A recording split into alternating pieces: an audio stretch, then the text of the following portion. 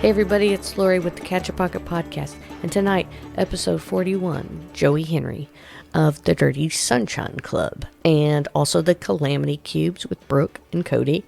He's banjo, and he's a great photographer. If you ever get a chance to click on the links that I provide in the notes section of this podcast, you'll see his photography, the way that he makes art out of the photography, and his songs. And later in the podcast, he'll sing a song called Waiting Games, possibly. I mean, he really sings it, but it may or may not be named Waiting Games. He's doing things with stop motion video, and he's doing the music for it. I'll provide the link to My Road Reel 2021, in which he did that music on a stop motion video. And don't forget to like, subscribe, tell your friends, follow, smash, whatever, the Catchapocket podcast. Thanks for joining us, and here's Joey Henry.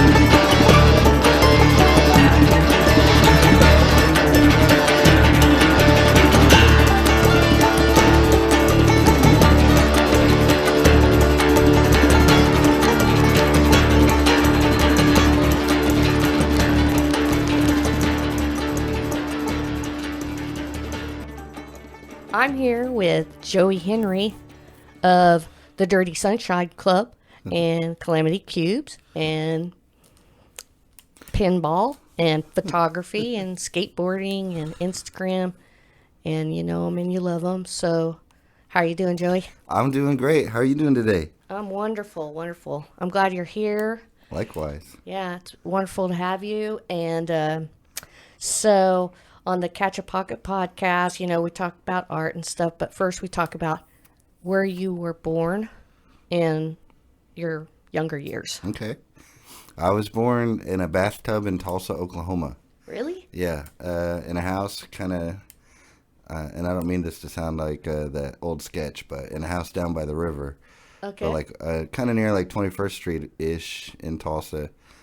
But yeah, I was born at home there, and split my time between Tulsa and Wichita growing up as a little kid. We had a little house in Berry Hill, which is just basically a little suburb of Tulsa. And Okay. My dad started a siding company here in Wichita, so he started splitting his time up, and then eventually we all just moved down here.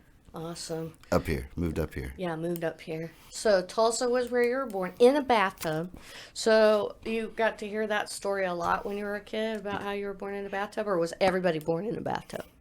I mean, I don't know about everybody else. There's a whole lot of people out there, but all I know is I think that and the umbilical cord being wrapped around my neck are the two stories I always heard about growing up. Oh my goodness. So somebody had to pull, I mean, it was exciting day at your house. Exciting times. Yeah, that was the big day. That was all you could talk about for Basically, always a pain in the butt since day one. Couldn't even come out of the womb without wrapping the cord around your neck. Yeah. Okay.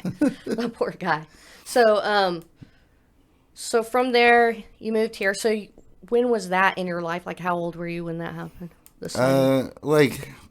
It was kind of happening between like the ages of 3 and 5. Yeah. Yeah, there was a lot of in between, and then I think at first, the first memories of Wichita I have was we were staying at these hotels out on West Kellogg.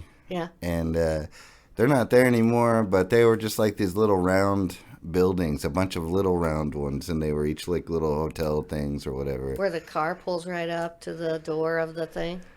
No, it was just like each one was its own little round building. I don't know if they were like duplexes or what. Yeah, it's like a bunch of little ones. I have no Wow. clue. This is this is a long time ago. So Right. My memories could be just like a completely 5-year-old's fictitious. memory. Yeah. Okay.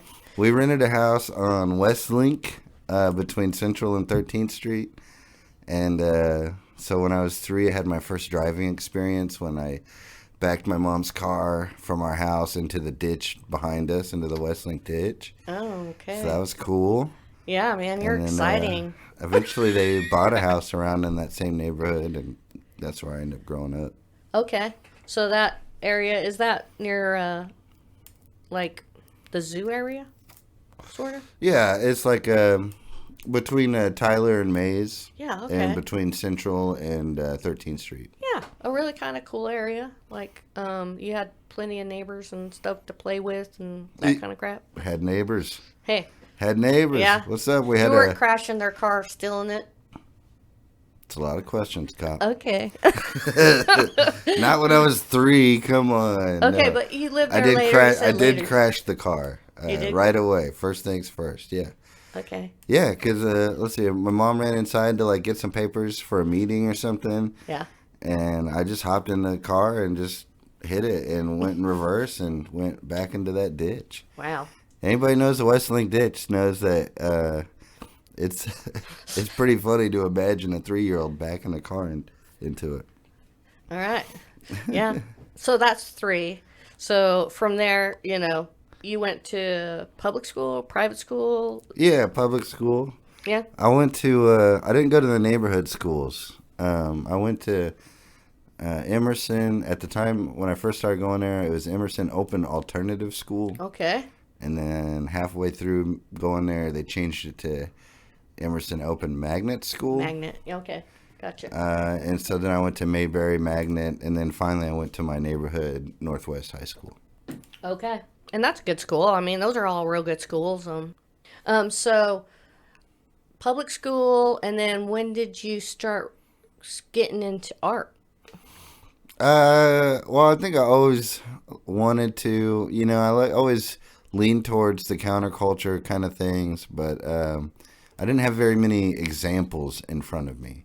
Right. I had older siblings, but they were all so much older than me that I was just out of touch, out of reach. Okay. So my older brother is 10 years older than me, and then my older sister is 5 years older than me. Okay. And I just kind of not quite in the same generation even almost. Right.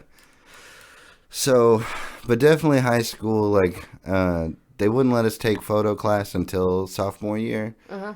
But then I basically didn't leave the dark room. Okay. So you knew about it, and as soon as you could take it, you were there. I sucked the first year, the first class I took, I barely passed. Uh-huh. And they weren't supposed to let you take photo 2 unless you got like a C or better or something. Uh-huh. Sure. And I just barely scraped by with a D. Yeah. But my last assignment, all the photo 2 kids were like, Mrs. Dirks, you have to let him go forward. He loves it here. And and she believed in me enough, and I turned my shit around. I turned my attitude around, and to this day, like I could never thank Connie Dirks enough for the way she showed me how to appreciate and study the light like that. Oh wow, very cool, awesome.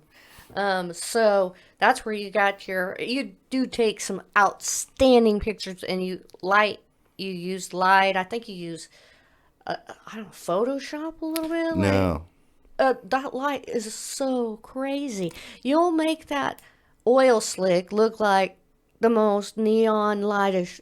I just don't know. The light's already there. Yeah. And the different lights, they're burning at different temperatures. Mm-hmm. And so when you start seeing that, and I can't paint, but I started thinking about it like, oh, the classical painters, they're all studying the light. Right. And they're all coming up with new ways to present it and see it and to understand it. And obviously I'm not comparing myself to any of that. Right, sure. But I'm just saying I'd start treating it like that as opposed to I'm trying to shoot a cool photo. Right. I'm just in this moment, in this space, going to celebrate the light and celebrate this space the best I can. That's awesome. And with a lot of it is it's highlighting natural illusions around us. Yeah. So people think it's Photoshop, this and that, but it's finding those depths and textures and surrealities in those simple things, just like a puddle. Well, that makes it even more awesome. You know what I mean? And I'm not saying I don't edit. Like if I'm in Right. if I'm in a dark room and if I'm using film, if I want to make something have more contrast in my print, You'll you know what I bring it put in, in there? I put in a filter Yeah. into that Sure. enlarger. You know what I Yeah. mean? Like It's you the still same do thing. stuff. It's the same concept, Yeah, people you know? do this hashtag no filter, no Right. edits or whatever. And I'm like, Ansel Adams would be so disappointed in you. Yeah, Because because he had so much going on with his lenses and things like that. everything. Yeah. And he had the exposure stuff like a science, and he Right. gridded every square inch of the print different. Amazing. I mean, it wasn't like. Anyway, point being is that like a lot of people will say, "Oh, you can't do this without Photoshop." This is obviously multiple images together. I've even had people that are photography teachers try to call me out on stuff. Really? I'm like, really? It's so simple. Like, Oh my God, it's that's like so awesome, though. it's like it's so simple. It's silly. Like, but the universe is But already your mind there. wants to see what you're showing it. You know what I mean? And it's Yeah. sometimes an illusion. It feels like, but you know, I've seen pictures that are magnified. Somebody puts a magnified something, and they're like, "Guess what it is?" And it's hard to guess what it is a lot of times. It doesn't look like what it should look like, you know. But anyway, in a way, that's kind of the concept that you're doing as well. Is like, I want people to think about how there's a little bit of everything in everything. And we are made of the star stuff. You know, that's like a famous romantic cliche, like, oh, we're all just made of star stuff. Right. But even in a puddle, even if it's there for 3 hours Yeah. before it's dried up, on its own scale, there's an entire ecosystem that's created therein. right, And when I get in there and I do a puddle scape, if I do it right, well, then I turn this puddle grime into galaxy shine. right, And I've shown you this portal, this parallel universe that's right there in front of our faces everywhere we look. right. And, you know, we have the mysteries of the universe out there, but I think that it's important to look around us, too, because it's everywhere Right. around and within us. Awesome. So I say that a lot, too, turning puddle grime into galaxy shine. But Yeah. that's true. It is what it is, you know. It's all part of the bigger scheme of things, you know. You should treat it all respectfully, you know. And Yeah. you do with those pictures. Those are so beautiful. And I didn't know that, so that's amazing. I'm glad to hear that. Oh, thanks. Yeah, that's so talented of you. So what are your photography, what are you working on now? Like, are you working on anything project-wise in your art, or Always. yeah? Yeah, but it's always like in general, it's just a lifelong, ongoing series of studies. Right? And I don't have any like particular. Shows or I don't have an whatever? exhibit that I'm specifically working on, Right. but I got a bunch of projects and every day. Like I mean, I don't have a day-to-day job, so I barely Right. survive selling one photo at a time. You know, Right. like last week was a counting pennies kind of week, and then at the end of the week, I had some decent sales, and I was able to go get some groceries, Right. take the car to the shop, like that. But Yeah. you know, it's like really just Hustle. You're hustling for money and living that life and doing art and doing what makes you feel like whole and Well, stuff like that. so like the Dirty Sunshine Club. It's all of my stories, whether it's the music or It's the whole thing. the all the photos, the words. Like I used to think I had to focus if I was gonna find success at all. I had to focus on either music or photography. Right. And I just can't do that. And I realized that they all work together. They all grow up on the same cul-de-sac of storytelling within me. And I get so many words for songs and stuff from the photos. Right. And so I always have a pop-up shop with my merch when I'm traveling with my music. Right. So I have a touring exhibit at all times. Of what's going on, what you're shooting. And, Yeah, and then as those get sold, like one-off prints, then eventually I can get some more made, but it's normally from the more recent 6 months or whatever. right. Or like say I'm about to take a little tour to New England, and I've been to New England before, and Okay. so this time I'm gonna have a whole bunch of New England prints ready to show, just as an appreciation, Right. to show people when I'm there, like how beautiful I see where they're from, and how much I Right. appreciate being there. Right. And if you're from there, you'll appreciate or understand what you're capturing better than someone who's never been there before. Yeah. Yeah. And I have the ongoing, like I had the books, the limited books that I do, and then like the limited puzzles, and Right. always just kind of trying to come up with new things to make, and limited, new things to have limited fun. Like I'm gonna make 20 blankets with photos on them, Yeah. or like That's cool. just whatever, different stuff, and just have those kind of rotating through. Things that spark your interest and also people might be asking for or something, just jiving Yeah. off of something and saying, here's a great idea. Or you see someone do a great idea and say, I could do that, Yeah. do something like it.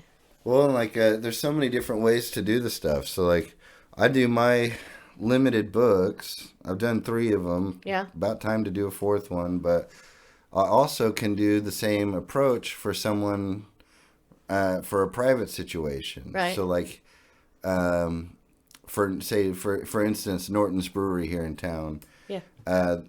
They saw me shooting photos of some reflections in the alley and asked me what I was doing.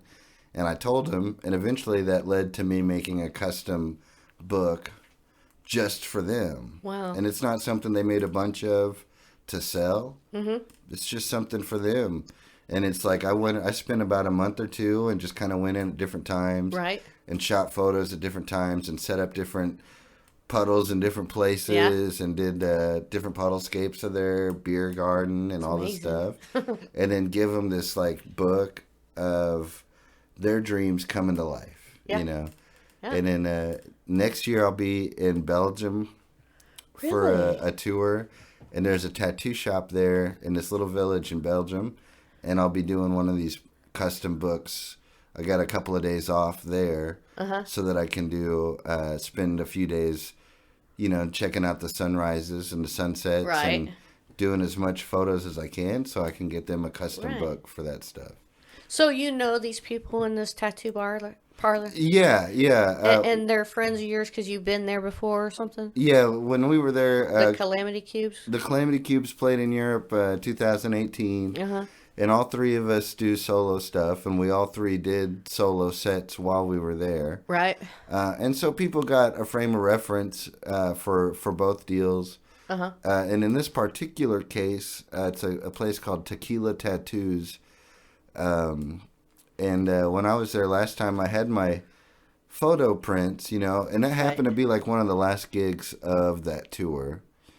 And this is where again? Amsterdam? this was in Belgium. Belgium. Yeah, and I'm going to say the name of the village wrong, so I'm not going to try to say it. Okay. But Tequila Tattoos is the shop. Okay. And our buddy, he looked through my photos that I had left, and he's like, I'm just going to buy all of them. Whoa. Yeah. Cool. And so he bought all of them, and then we were talking, and he's like, next time you're here, I want you to make a book. Yeah. And so we've been talking about it, and he's bought more. I've shipped more to him since then. Sweet. And he's always like, you better bring enough because I'm going to buy them all. Awesome. That's really good. It's good to have a friend and someone who supports what you're doing and really loves it, because I guess that's a fan in a way. It's good to have good fans, Well, and more than that, like I don't even think of it like that, because it's like he's giving me just as much medicine, and he's letting me know that Right. that my medicine can be medicine for him. Right. And that's what we're really sharing together.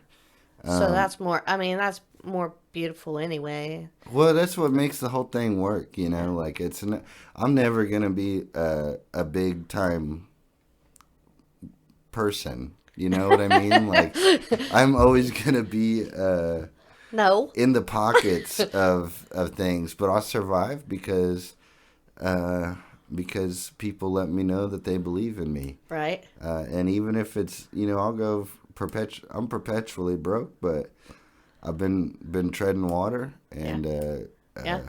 You earned it all. well, I'm so lucky that people that I had the opportunity to hear stories of where the medicine goes with people. Yeah. And I'm so lucky that people choose to share their medicine back with me. And that's the thing I want people to know the most, is just that how much I appreciate and never for a second take for granted that when they believe in me. And I work my best when I know that, Yeah, man. Yeah, definitely. That's a beautiful thing. It is. Yeah, it is. I had a friend from Ohio. He drove all the way from Ohio last week just to shoot some photos for his album coming up. Yeah. And it's like, man, this guy believes in me enough. Like, we didn't even talk beforehand really about what he wanted. He just like, no, I got some ideas. I'm going to go this weekend. Right. And we didn't book any gigs. Normally we play shows together and stuff. But didn't book any gigs. The whole weekend was just dedicated to that. And we got so much good work done.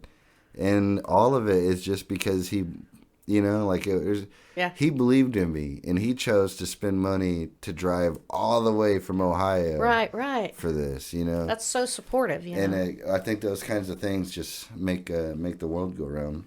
Man, they do. I mean, it's so sweet. So that was just this weekend. How do you keep your pictures? Just digitally in some hard drives or something? Or is it, do you have a printed out book that you keep everything in, or books? Oh, if I printed everything? Yeah. It would take up this room? It would. I have no clue. Like, it would cost so much money. So it's just all digitally in your... Yeah, unless I can, I don't ever get to see them big unless people order them. Oh, okay. Yeah. Or unless, I choose to, for my traveling exhibit, everything's 11 by 14. Okay. And they're actually a 16 by 9 ratio, so the 11 by 14 kind of comes out looking like a widescreen because it's got black on top and on bottom of the image. Okay. But I make it 11 by 14 because it's the easiest and cheapest size to frame. Okay. And it's big enough travel. to be nice, but it's not too big to be bougie. Bougie. You're at the bar and it's it's manageable. You have to carry it around. Yeah. People anytime somebody spends $75 or $50 on a print at a bar. Yeah. All right, these are my people. And you've got to feel a little bit wonderful about your eye and your ideas. You know what I mean? I think adulation is a good thing because it keeps us all kind of feeling that happiness that you need and the joy you need as well, to keep going. Yeah. Yeah. Yeah, I mean, I don't ever sit around and be like, man, I love my eye. You know what I mean? Right? No. No, I don't think I don't ever think I never think of myself in those things. Yeah, but other people when do. I think They're of like, myself, man, I love this art. You know that somebody's gotten the thing, put a frame on it, and been like, oh yeah, check out this thing I got. Oh, I wow. love it. Yeah, but it really, that's what it goes back to. To me, it's just I'm just so thankful they could use the medicine. Yeah. And that's the big thing. It's this big happiness or something that they get joy off of. So. Well, yeah, and just like a song, people are that photo is gonna mean something to them for whatever reason it means it to them. Right. Doesn't matter what it meant to me. Once I put it out there. Yeah, it's kind of for their interpretation. Yeah. That's awesome. Yeah. So we talked about your photography pretty well, and that spurn from your teacher, and that's really cool. How about musically? What did you play music in high school too, or did you just pick up a guitar? I grew up with music in the house. Yeah. Pops is a musician. His main love is the piano and keyboards, Oh, so organs. he's probably a pretty good musician. He's a then. badass. Yeah. He's yeah. So here in town, he's pretty known or anything, or He hasn't gotten out and played as much Right. in the last 10 years. but before that he was pretty hot. I don't even know how to answer that question. He's been playing shows my whole life, and Yeah. before I was born, he was doing the whole touring thing. Oh, okay. So he Okay. grew up in Tulsa and was playing gnarly ass Tulsa bars, by the time he was 14. Oh, wow. And Cool. Leon Russell had his studio there, the church, Shelter Studios, Shelter Records. And eventually Pops started doing session work, and then one of his Wow. bands was on Shelter Records at one point in time, but then Leon divorced his wife in Tulsa and moved Yeah. overnight, and Right. There Pops goes was the just on jobs. tour, and there was the whole business just went away or whatever. Wow. But he's got all these crazy stories, touring with opening for Chubby Checkers and all these people. Yeah. And Is he still alive? Yeah. Yeah? Yeah. Does he live here or in Tulsa? He lives here in Wichita. Okay. So growing up, my dad and Rudy Love were real good friends, and so I grew up with my dad and Rudy playing together all the Okay. time. Cool. But my dad's real big into the jazz, and so he knows all the old jazz heads here in town. And again, he plays the B3 with the Leslie rotating speakers, Whoa. and that's just it's a unique sound. Mm-hmm. And and you don't come across somebody that can really do it Yeah. So he grew up in that era where it was that instrument was part of all the rock bands. Right. And he just it blows me away. He's on a different level than I am musically. I'm a very emotionally in touch. I play what I feel, Right. but I cannot communicate or articulate. I Right. still freeze up, but I'm I get nervous around my dad still. I'm 40. I'm 40 years old. I'm trying to play my dad a song, and the second he says, "What key is it in?" I'm like, "I don't know. It starts in A." Yeah. I feel like that anytime I play, so I understand that, but in a way, I guess. Yeah, so he played Hammond organ and in Rudy Love and some of his bands and all that in the Wichita scene and jazz, and so in a way I hear jazz in your music quite a lot, it's free stuff, free form in some aspects of it, and it's always intriguing to me, so I always it draws me in, I guess. I definitely think that growing up with that, definitely I was listening to Sonic Youth and Dinosaur Jr. and Nirvana and all these, Hum and all these bands back when I was in high school and middle school, and starting to play guitar and learning how to write songs and stuff. Right. But I also had this lifetime of listening to my dad and all of his friends, and so I'm definitely using different types of, not types of chords, whatever, but I've always included different things, not followed a certain formula for Right. writing stuff. I've never been a 1-4-5 or whatever the different things are. I'm just Exactly. I don't know, just how this one goes, it I guess. sounds or how you're feeling, or Yeah. you're driven by your emotion in a way. You emote. with Well, your- and banjo and guitar, I can at least say, okay, I'm playing this chord. yeah. But with the ukulele, I'm just you guys really, I have no clue what I'm doing. I put my fingers around on places. I find stuff. It works. Yeah. I just go from there. And then you just try to remember it. How do you remember it? Now, You just kind of do. it just works. I have no clue why the ukulele stuff works, but when it works, it works. Yeah, it does. I like ukulele. You brought a guitar today. I did. So, do you want to play a song then? Yeah, I'll play a song.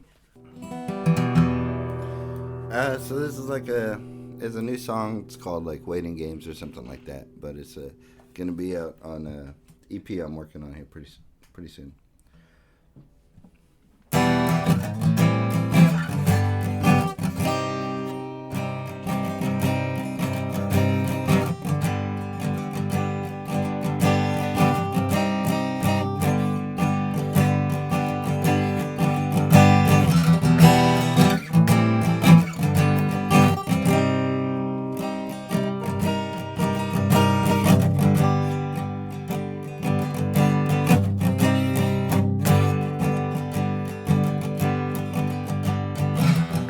Waiting like a dog at the door.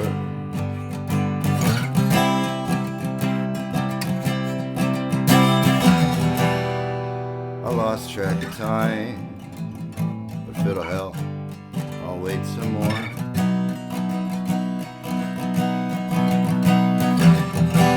Waiting, will it be 1 week or 4?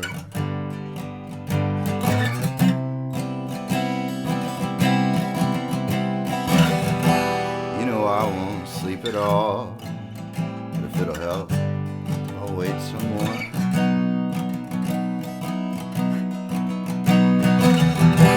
Lurking in the back alleys of time,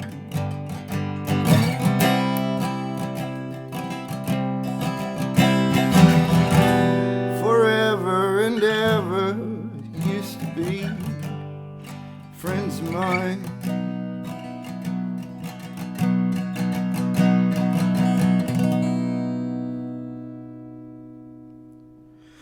Then I felt the love drain right from your lips amid-kiss. That's not a sound you cannot hear, but sometimes that's just what it takes to make things crystal clear. And you make things crystal clear.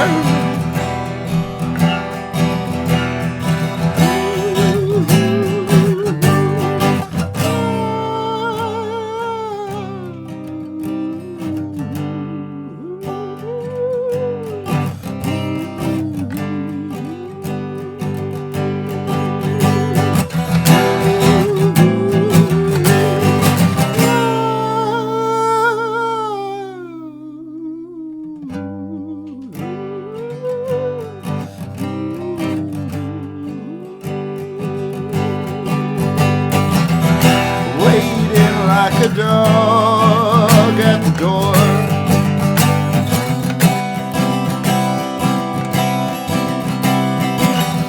No real concept of time, so what the hell, I might as well wait some more. Waiting like a fool with nothing to lose.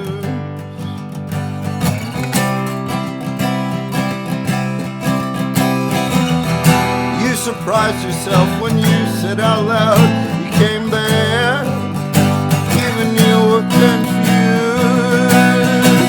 That night we talked for hours, but the truth was led away from the shore.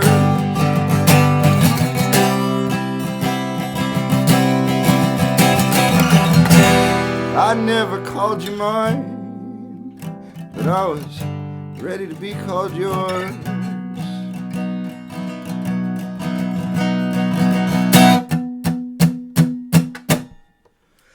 Then I felt the love drain right from your lips mid-kiss.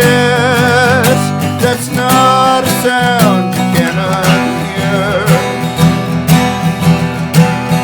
but sometimes that's just what it takes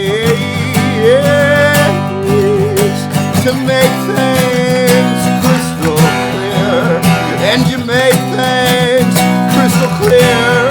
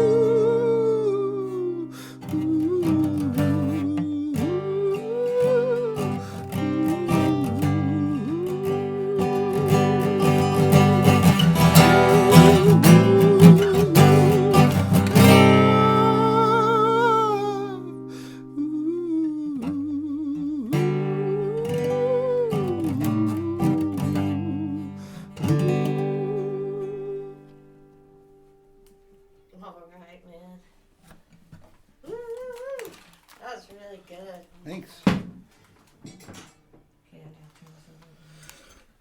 that was awesome. Your voice is so good, Joey. Oh, thank you. It was like angels. Do you like Jeff Buckley at all? You know, You have Jeff Buckley quality.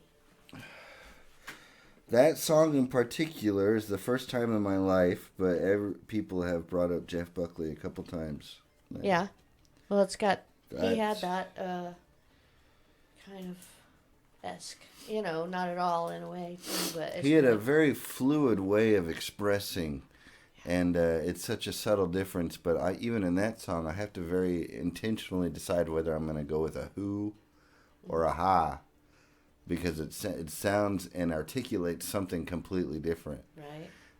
And so even with that one on the demo that I have available, on that part, I got these harmonies that I'm doing, but I'm trying different ways. So one of them's doing a who and one of them's doing a ha, and they all clash in the demo because I'm like just trying to figure out where I should do what. Right. Yeah, for sure.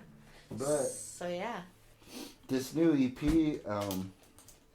I'm really trying to push my vocals.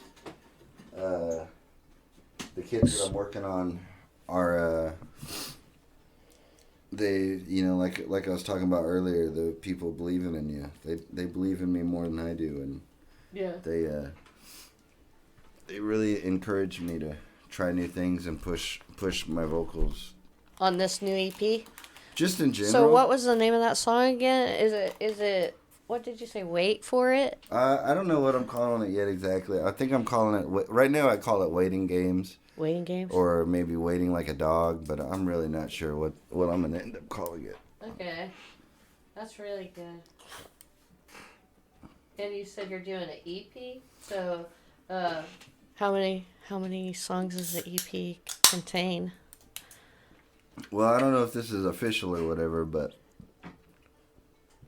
I'm not calling it a full album because I have 6 songs. Uh-huh. And then I want to do a little reprise of a song at the end, so there will be 7 tracks. Okay. But it's kind of a collective grieving album, so at the end I want to reprise one of the songs, which is a waltz. But I want to make it like full, like I want everybody to, after 6 songs of collective grief, like group therapy together, I want everybody to just have this like epilogue at the end of like, yeah, but now it's the new day. Here's the beautiful sunrise and Phoenix from the ashes. well, yeah. Honestly, like, this is so silly, but I don't even know how to make it happen. But I want to make some sort of like ballroom waltz, like a fully orchestrated waltz. That would be cool. And like where just the listener just like automatically is dancing away from the issues that we all just collectively. The whole album is like basically a Mourning. It's an essay to it's an exploration of abandonment issues. Right. Grief. Grief. It's a collective grief, and especially after the last year and a half of losing more people than we've ever lost as a, you know what I mean? Like community and not just community, but as an entire world. Yeah. Totally. It's just been ravaged, and it doesn't even get addressed. Gosh, a lot of times it doesn't even get addressed. It turns into the minute point of two people's argument, which has nothing to do with the lives that were lost. Yeah. Sad. It's just sad to me. Anyway, well, losing lives is sad. So there you go. So that was awesome. Music. That's part of the grief? That song? Yeah. Yeah. Yeah. I can feel it. I mean, I can feel it. It's like spiritual sorrow. I mean, in a way. The main, like the you get into what would be considered the chorus, and it's I felt the love drain right from your lips. Like you just kiss somebody and you felt them realize they don't love you anymore. Oh, I know. It's heartbreaking. So like that's definitely some serious grief. So it's a surreal moment to identify in the moment, and probably not the time to bring it up. Like, oh gosh, Yeah. I just realized you don't love. You just realized you don't love me. Yeah. Oh, You just realized you don't gee love me. willikers. Like, okay. Yeah. So, okay, on the Catchapocket podcast, Joey, we always talk about a story of inspiration. Do you have a story of inspiration or a story that you found inspiring and, you want to share with us, me? Man, anytime I see an artist up on stage, like, exhibiting vulnerability, like the strength and vulnerability, I'm inspired. Yeah. And there's so many stories of that. And so many times where it's really inspiring to, just like I said, to be able to make and take the medicine. Anytime anybody talks about where the medicine went with them, or like, for instance, a lot of times I did an EP a couple years ago that was like mostly banjo instrumentals. And I tell people when I'm selling it, giving it out or whatever, hey, take me. It's 30 minutes, start to finish. Take me down your favorite dirt road, like take this down the show. You know what I mean? Mm-hmm. And getting those videos, people send me a video like, here's me, like here's my favorite dirt road, like here's listen to the stuff, and like all that stuff inspires me so much and it motivates me so much. But I think a little more to your point, I'll talk about one of the song lyrics that changed my life from another artist. A friend of mine who lives in Hawaii now, Mark, he made, like, I always listened to Stevie Wonder growing up, but this one song, it's not like one of the more popular ones that you always hear all the time. You hear it, but it's not the one you think, like, that's, Right. But the song is just called As. A-S. And there's a lyric in it where he says, turn your words into truth and turn that truth into love. And that was one of the most, like, pivotal moments as far as a songwriter. Like, okay, this is how I have to write songs. Like, I have to figure out a way to turn even my hurt into love. Right. And so even though I have all these sad songs, I always tell people that it's like, these are all unconditional love songs. Like, and that's part of it. Because you got to be super tough to love unconditionally. Definitely. Can't be no wimp. No, this world isn't made for that. No, and a lot of the toughest people with the toughest exteriors can't just have the weakest shield between the barriers between them and that explosion of power and energy. But yeah, for sure. But yeah, Stevie Wonder. Turn your words into truth and turn that truth into love. And it just struck you, like, when you realized that's what he was saying, that was like a lightning bolt into your heart or something. Yeah. Yeah. Once I really heard it. Yeah. I'm sure I heard it a million times growing up. Right. But when my friend Mark pointed it out to me, like I was in my early 20s, it changed a lot. And it took me a long time to be the 40-year-old songwriter that I am today. But like, right. I have my passing and failings in those departments. Yeah, you cannot do well at something unless you do poorly at it as well, because what I've found is you're my 41 episode, if you're going to be, and that's perfect. Cheers to you. In 2 days I turned 41. Well, cheers to you. Bam. 2 days, happy birthday. That's why I squeezed birthday. that as a 40-year-old. I squeezed it in right at the last minute because I got 2 days left. Yeah, there you go. Awesome. So I'm so glad you came, and I'm so glad you shared your stories with me. Yeah. And I'm so glad you express yourself the way you do, and I so appreciate it. Likewise. Yeah. Thanks for having me, and thanks for sharing your medicine with the world and letting people hear about this stuff and learn about this stuff. This is really cool. Yeah, thank you. And thanks for catching a pocket with me today. You bet. All right. Later. Later.